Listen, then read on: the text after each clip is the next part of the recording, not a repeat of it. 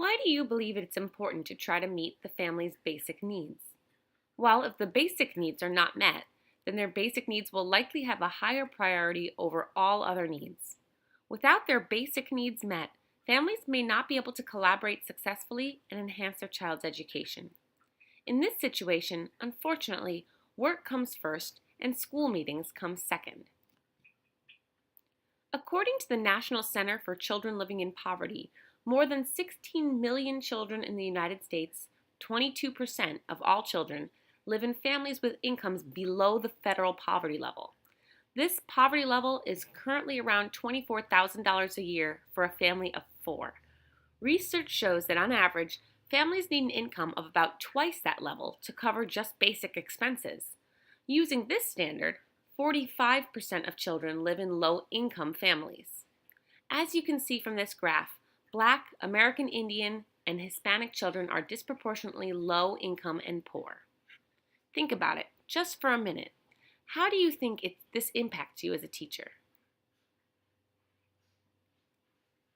The degree to which families participate is influenced by these 5 aspects of family life. Let's think about health. Is the family hungry? Does the family have access to medical care? If they have access to health care, are their medical needs being taken care of through this coverage? There are families that at times have to prioritize things like food and heat over meeting their health care needs. They may have prescriptions but fail to take them to get them filled because they have to prioritize feeding 3 children over taking 2 pills, even if the pills are being taken for a life-threatening illness. Productivity refers to the access to recreation and leisure activities. Are the families interacting with other families, or are they stuck in a 7-day cycle which involves getting up early every day, arriving at one job to work a full shift, then leaving that job to begin working at another part-time job, then back home to take care of whatever can be taken care of when you're exhausted, then back on the merry-go-round? Limited to no access to recreation and leisure can lead to frustration, burnout, and altogether giving up. Let's think about the family's physical environment. How many people are living in the home? Does every family member have a bed to sleep in? I talked with a teacher a couple years ago who told me about one of her students. She said that she let him curl up under her desk each day for a nap while all of the other children were at recess. He lived in a small 2-bedroom apartment where 2 couples that each had 3 children lived. This teacher's students slept on the floor each night because the beds, couches, and chairs were already claimed by other family members. And I feel bad when I complain about sleeping in an uncomfortable bed in a nice hotel. Another thing to think about regarding the physical environment is whether or not it's safe. The last 2 aspects that directly affect a family are the emotional well-being of the family members and the types of family interactions. The emotional well-being of its families is tied to all other aspects in one way or another, but it is specifically tied to the family interactions. More specifically, it is tied to marital stress and other parenting issues. You can help families meet basic needs by providing information or referring them to different service systems. But you can also help family situations by developing trust and giving them individual attention and respect. Don't be tempted to lump them into stereotypic categories that are prescribed generic services. When addressing families' basic unmet needs, you should always be sensitive to their emotional needs. You should be available and accessible and go above and beyond. Never forget that a 20-minute phone call to a social service agency could result in essential services for a family. If you have a difficult time initially developing a trusting relationship with the family, you can enhance your relationship by helping them address their basic unmet needs. Consider helping them access social-emotional supports, information, economic support, and support to address violence or negligence in the home. Social support refers to a source of comfort found within group and individual relationships. Emotional support refers to caring, encouraging, and understanding found within group and individual relationships. Increased access to these supports often leads to greater satisfaction with parenting and increased positive interactions with children. Families can access social and emotional support through their family via help from parents, grandparents, siblings, aunts, and uncles and cousins. Many families are prepared to provide support, but they don't know how to provide the support. Encourage parents to talk to close family members about their child and about their needs. Family-to-family supports come from connecting families that share similar life experiences. There is comfort in knowing that the person you're talking to has likely experienced the same things. I hear over and over from parents that other people just don't understand. Connecting families helps eliminate some of the frustration that a family can feel when they feel they are all alone. Parent-to-parent groups operate in a similar fashion. However, they also incorporate a mentoring component. For instance, in parent-to-parent groups, a veteran parent is paired with a new parent. The groups really, in effect, grow on their own. Over time, new parents become the veteran parents, and the cycle begins again. In each of these sources of social emotional support, the parents receive insight and learn practical ideas for parenting. One popular social emotional support framework is the Parent Cafe. What do you believe are some of the necessary basic steps for starting a parent support group? Little research has been conducted to determine what information parents want. The research that has been conducted focused primarily on parents of young children from European American culture. From that research, they were able to determine that for the most part, the group wanted information on childcare, service availability, community resources, and parenting practices. When you do your family interview, make sure you specifically ask about this. What information do they still need? Even though there are more resources available to families than ever before, many families still have limited access. Not surprising, access to information remains one of the greatest unmet needs for families that come from culturally or linguistically diverse families. Think about it. If families for whom English is not their first language actually receive information, it is most often not in their native language. Furthermore, we don't really have a good understanding about what families from culturally diverse families want because the research is lacking in that area. The government has recognized the need to provide training and information to parents in order to help children develop to their fullest potential. Congress began authorizing funding for parent centers in the early 1960s. Today, IDEA still provides funding for training and technical assistance centers that provide services for families. The parent centers provide services to families with children with disabilities ages 0 through 22. They assist families obtain information, educational services and supports, provide training for parents and professionals, resolve disputes between families and professionals, and identify appropriate community resources. Community parent resource centers, also funded through the government, work in traditionally undeserved communities to provide information, training, and other assistance to families who have children with disabilities or who have limited English proficiency. Additional sources of information include clearinghouses, family organizations, local resources in the neighborhood, books and magazines, television, radio, films, and the internet. As we have talked about in the past, families that support a family member with a developmental disability have less income than do average U.S. households. Households headed by a single parent who has a child with a disability have the lowest income of any type. The major sources of financial assistance for families who have children with disabilities derive from the Social Security Act. The two most significant programs that address needs are SSI, Supplementary Security Income, and Medicaid. SSI is financial assistance for individuals 18 and older who have a disability and children under 18 who have significant disabilities.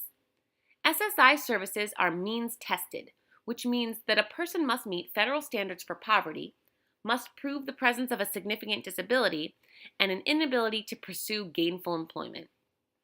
Medicaid is a program of medical and healthcare assistance for low-income people, including those with disabilities. The Home and Community-Based Services, HCBS, waiver program allows states to use Medicaid funds to provide community-based residential and employment supports and services to persons who would otherwise require higher levels of support. Examples of services offered through Medicaid and home and community-based services include case management, homemaker assistance, home health aides, personal care, respite care, and home modifications. They can also provide individualized budgeting or self-determination. Basically, this means that the consumer or client, the person with a disability, and or his representative decides how to create services and spend funding according to the person's individualized needs. States also have their own programs called family support programs. They rely on funding from HSCB waivers from the federal government, but each state also contributes to the fund that makes up the entire state budget. Most of these programs focus on families who have children with developmental disabilities. However, some states also provide funding to families whose children have emotional and behavioral disorders. State-created programs promote flexible funding through offering cash transfer programs, vouchers redeemable for services, or combined cash and voucher programs. I have accessed the waiver programs to provide services for the families we have supported. These funds have allowed me to work with families to set up home programs, to hire paraprofessionals or workers to go into the home to facilitate the programs, and to work with the child, and also to buy the materials to run the program. This includes educational materials, games, or anything that can facilitate a child's learning. These are awesome services, but they can be complicated at times for families to access. In the next lecture, I'll give you information on how these types of services can be accessed. This is a great resource that you could share with families. Common sense and data will tell you that watching violence on television promotes violent and aggressive attitudes and behavior. Make sure to take the time to express your educational opinion about viewing violent media. Because violence in the home is often a cycle that runs in families, it has to start somewhere. There are 4 major types of maltreatment: physical abuse, sexual abuse, neglect, and emotional abuse. Children with disabilities are 2 to 3 times more likely to be maltreated than are children without disabilities. They are least likely to have their stories believed or investigated, and they are least likely to experience justice in having their abusers prosecuted. So who is required to report abuse? You are. How? First, you have to know your district and school policy. When I taught elementary special education in New York State, our district policy was to report suspected abuse and evidence to the school principal. The principals in our district had a lot of training on the matter and made it a point to get to know all of the students in our small rural district. Over the 5 years I worked at that district, I only had to go to my principal twice with concerns, and both times my principal was the one who made the call to officially make the report. But this is going to be different in every district. It's important that you carefully document your concerns. Make sure they're based on facts and report to the suspected abuse to the appropriate individual. Remember, as a teacher, you are considered a mandated reporter. Illinois law requires certain individuals, called mandated reporters, to immediately report suspected child abuse or neglect to the Illinois Department of Child and Family Services Child Abuse Hotline at 1-800-25-ABUSE. Whenever you have reason to believe that a person who cares for a child, lives with a child, or works with or around children has caused injury or harm, or puts a child at risk of sexual or physical injury, or has neglected the child's basic needs, you must report this. If you have a reason to suspect child abuse, make the report by calling the DCFS hotline. The hotline worker can advise you on whether the signs you have observed are abuse.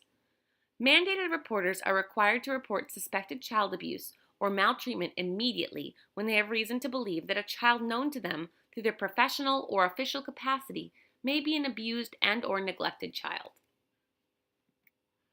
Your report is confidential and is not subject to public release under the Open Records Act. The law provides for immunity to those people who report even unfounded suspicions as long as your report is made in good faith. Your identity is kept confidential. Remember, even if you do not have all the information, you're still encouraged to call. Be sure to identify if you are a mandated reporter. The hotline worker will ask you to provide the following information: name, age, gender, address, etc. for all adult and child suspects, the nature of the suspected abuse and or neglect, when and where it occurred, any additional persons with information, the names of suspected perpetrators, their relationship to the child and their access to the child, and any additional information requested from the hotline worker. What happens after a call is made? After listening to what you report, the hotline worker will then determine if the information provided meets the legal requirements for DCFS to initiate an investigation. If an investigation is initiated, a child protection investigator will begin the investigation process within 24 hours. If the information does not meet the legal requirement to initiate an investigation, you will be informed of the reasons why and referrals provided if appropriate if you give your contact information. Following a DCFS call, a teacher is to report the call to the principal and also so any concerns can be documented in the child's file. This is a good anecdotal information in case there are any concerns at any other times. Another source of data. These are some ways you can work with a family to help provide a safe home environment for your student. In each of your communities, there are resources. In our upcoming lecture, I will provide you with ways to access your community to identify what supports and resources there may be for families. Remember, in many instances, you are going to be the go-to person for the family. You are an advocate for the child in the school setting, and you can provide resources to parents and families so they can be the best advocates for their own child.